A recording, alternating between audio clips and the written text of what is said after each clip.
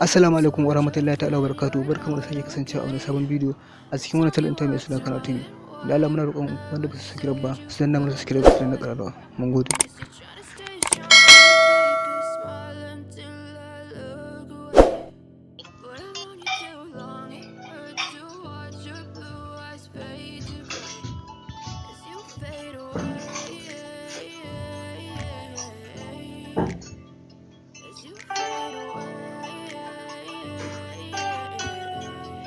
Ayaba ɗan itace mai amfani da fa'idodin kiwon lafiya.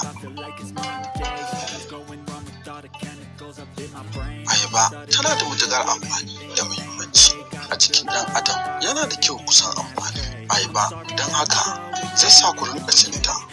To kada na cika ku da surutu, ga wasu abubuwa masu amfani da ayaba take da shi a jikin ɗan adam.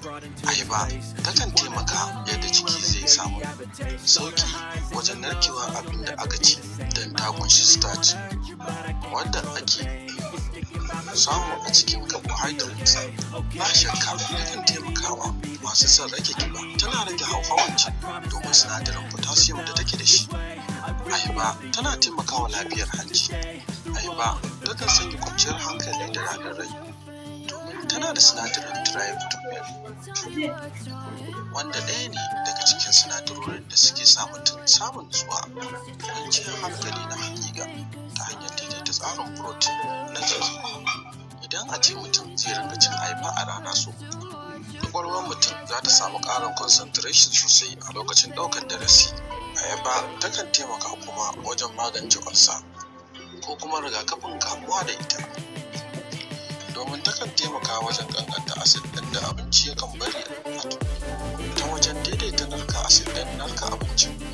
Ayaba takan taimaka sosai wajen kiyaye lafiyar koda ta yadda take ƙanƙanta tura calcium zuwa fitsari da ƙanƙanta yiwuwar kamuwa da tsakuwar koda kamar yadda bincike ya gano. Ku yi likin ɗin bidiyon nan, idan ba ku subscribe ba ku danna subscribe ku danna ƙararrawa.